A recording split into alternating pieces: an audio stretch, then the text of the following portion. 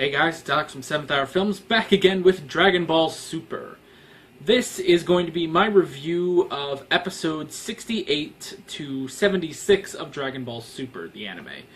And basically, these episodes don't fall into a particular story arc. These are basically just the filler in between story arcs. But we're going to talk about that. This is probably going to be a short video. I just wanted to get some quick thoughts out on these episodes. So let's get started with episode 68. Basically in this episode, we have Bulma trying to perfect time travel. Following, the Future Trunks saga, she still wants to perfect time travel, but she needs to do it under the radar, because if Beerus and Whis find out that she is trying to perfect time travel, they are not going to be happy because it's such a taboo. But she needs a specific element. She needs something that will finish her time machine, basically. So she has Goku collect the Dragon Balls, and because Shenron can grant more than one wish, basically, I believe it's 2 wishes. I believe Shenron grants 2 wishes, and basically Bulma is going to use one of the wishes, and she goes ahead and lets Goku use another wish.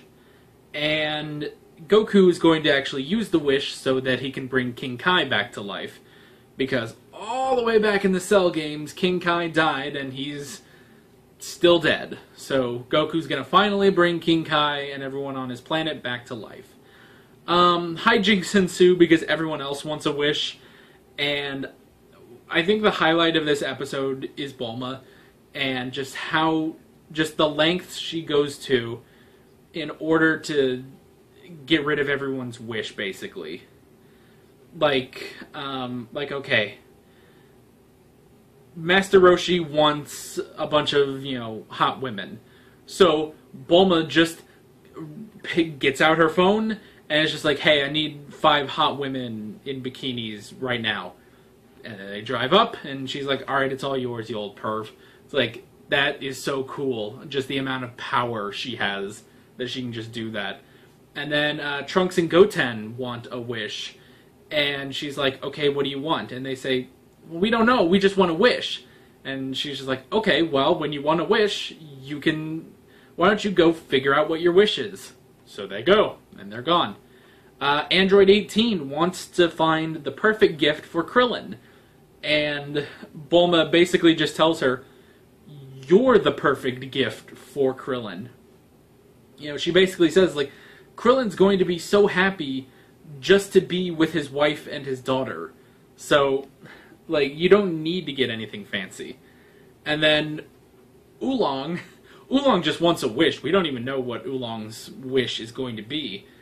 And basically, Bulma just, Bulma thinks, oh, you just want something, women's panties or something. And he's like, well, wait, I didn't say that. And Bulma's just like, yeah, 18, if you get rid of him, you can have, all this. And it's a briefcase, filled with money. And 18, she loves money, as we saw in the Boo saga. So, she just kicks Oolong straight, into the atmosphere and stuff. So that's pretty cool. I love the way that she just deals with everyone's wish without them using Shenron. And one of the wishes is actually already used on Gohan, who comes in and he has Pan, and Pan is sick, and they can't find a cure. No doctor can figure it out because she's part Saiyan, and that kind of makes it a little harder. So they wish for Pan's health. Alright, well, now you're down to 1 wish. And so basically, Bulma says to Goku, okay, I will give you the wish if you go to the center of the earth and find this element. Because that's the only place where the element exists for her time machine. So Goku goes and gets it, and Beerus shows up, and he's like, this element here, you could use that for time travel, couldn't you? Crush. That's gone. And he's like, and just so you're not tempted, boom, time machine is gone. So Bulma can no longer time travel. Trunks still has his time machine, which is good. At first I was like, oh crap, does this mean we'll never have the time travel again? I was like, well wait, no, Trunks still has a time machine, so we're all good. So future Trunks can come back someday. And then before Goku can even make his wish, Shenron just leaves. He's tired of waiting for them, and he just leaves. So, fun little episode, but not as fun as episode 69, and not just because it's 69. But basically we have Goku versus Arale, which I always thought it was Arale, but apparently it's Arale. Arale shows up from Penguin Village, and... Okay, you know how... Have you seen Steven Universe? Did you watch the Uncle Grandpa crossover on Steven Universe? This is like that, pretty much. It's a silly, silly episode where Goku and Vegeta just fight Arale, and it's amazing, and I love it. There's really nothing else I can say about that except it's amazing. Go watch it. Episode 70, we have baseball. Champa shows up, and instead of, a tournament and stuff like that to finally best Beerus, we have a baseball match between Team Universe 6, which actually contains Vegeta and Goten, because Vegeta wants to defeat Goku in something, which is really funny. And then Team Universe 7, which is everyone else, including Yamcha, because Yamcha is this pro baseball player. And it's really fun. It's a lot of fun. I love watching these characters, these gods, basically. Like, Vegeta and Goku at, Super Saiyan Blue, and they're playing baseball. It's amazing. And learning, the rules of baseball. It's really cool. And Yamcha stealing the show at the end with...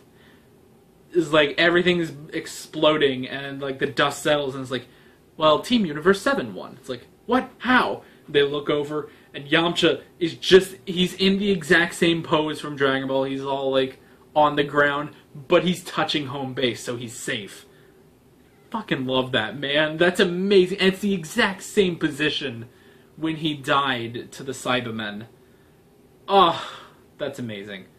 Episode 71, Goku Dies. First off, we just start the episode with him dead. He just falls over and dies.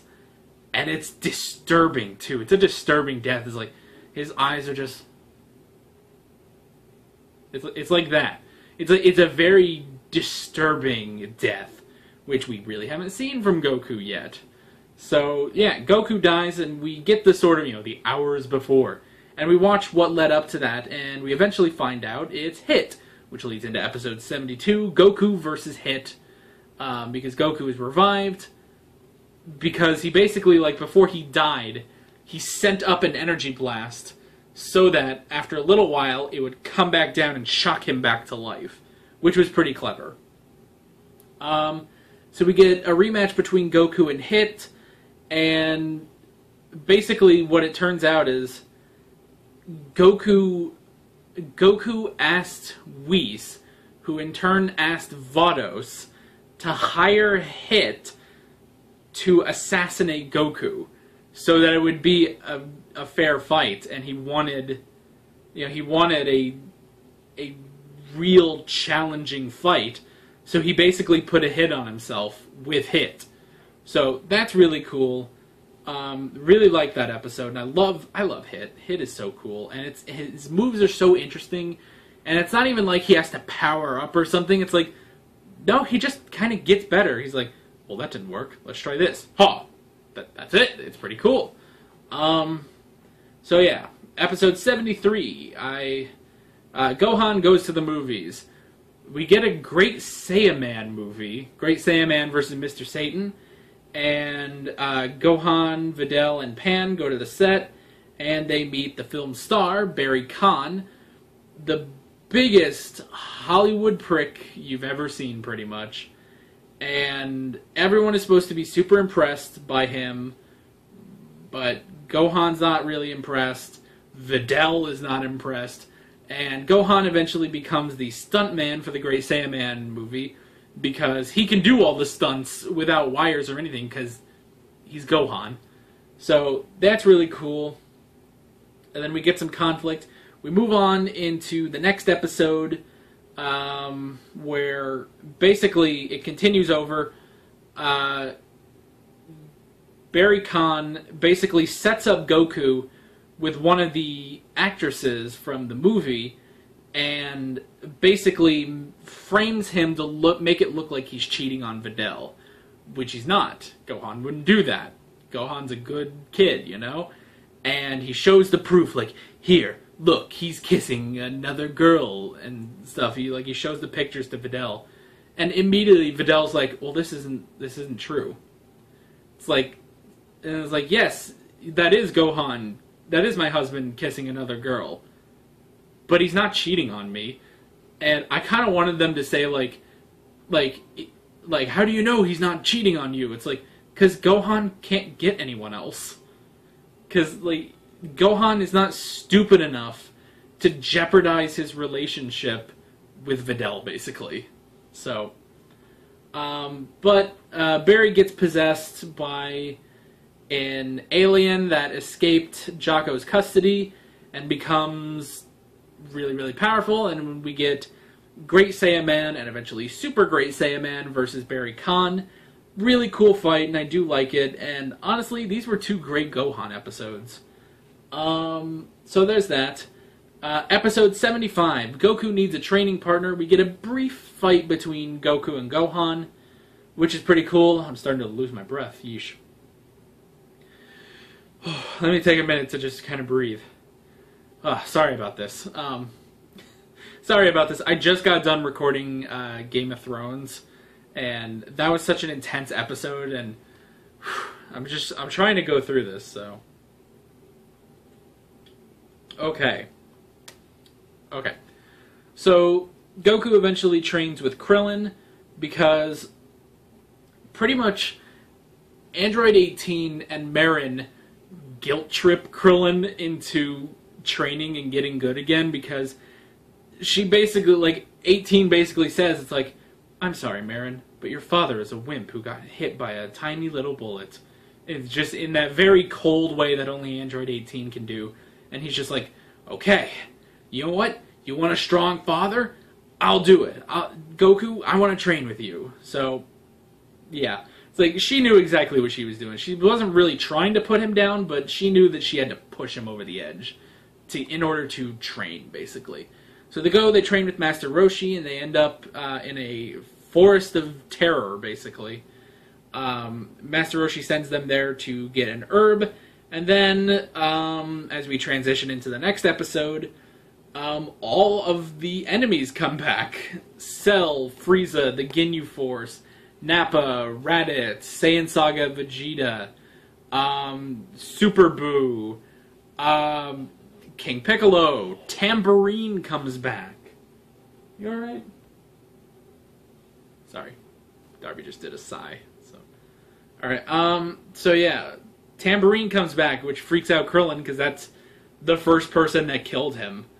Deborah's back, too. That's another thing. So all the enemies come back, and it's 2 on, like, 20. And it's basically, the whole thing about it is overcoming your fear. Don't try to run away from your fear. You need to face your fear and conquer your fear, which is the big lesson for Krillin, and he eventually does. We get some cool fights and stuff. We get just an amazing Kamehameha with Krillin and Goku, which is awesome. And they get the herbs, they go back, and basically Krillin decides he wants to be a fighter again, because he needs to. And he really wants to, basically. And at the end he gets his head shaven by 18, which is really cool. Great episodes. Probably these Krillin episodes are the best of the episodes. Especially, there's a lot of emotion in these Krillin episodes. Even just down to, like, you know, Krillin is afraid of all the old enemies coming back, and rightfully so. And, you know, Goku's like, well, it doesn't seem that bad. Like, this'll be all right. We just gotta fight him again. And Krillin's like, I can't. I'm not like you, Goku. And yeah, it's amazing. And all these episodes were amazing. Again, probably the Krillin episodes are the best, but this was really, really good filler, and I really liked it. So, that's basically my short review of these episodes, and just to let you guys know what I'm going to be doing for the next arc, because the next arc is about to start, and it's like 55 episodes long or something. Basically, what I'm going to do is... this is going to be very similar to my Pokemon videos, if you've seen any of those, where basically, after I watch an episode, I'm going to get on camera, I'm going to do a quick, like, 3-minute review of that episode, and then I'm just going to do that for every episode. Like, after every episode, I'm going to do a quick little clip, and then after 10 episodes, I'm going to compile them all together. I'm going to compile 10 reviews altogether, and I'm going to upload those. So that's pretty much going to be how I do that. So the next time you see me, it will be after episode... what will it be after? Shall it be after episode 87. So I'm going to be reviewing episodes 77 to 87 of Dragon Ball Super. And again, like I said, it's basically, I'm going to be doing a review for every single episode. So, yeah. That is pretty much it, I believe. Yeah, 77 to 87, that's pretty... Yeah, I'm pretty sure that's right.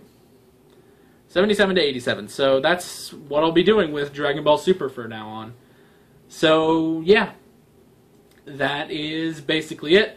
With all that being said, I'm Alex from 7th Hour Films, and I will see you guys next time. Take care. Alright guys, thanks for watching this video. If you want to watch more of my Dragon Ball videos, I've got the playlist down here that you can click on, and I've also got some other videos you can check out if you feel like it. You can also hit the subscribe button if you haven't done that already, and follow me on social media, links below in the description. See you guys later.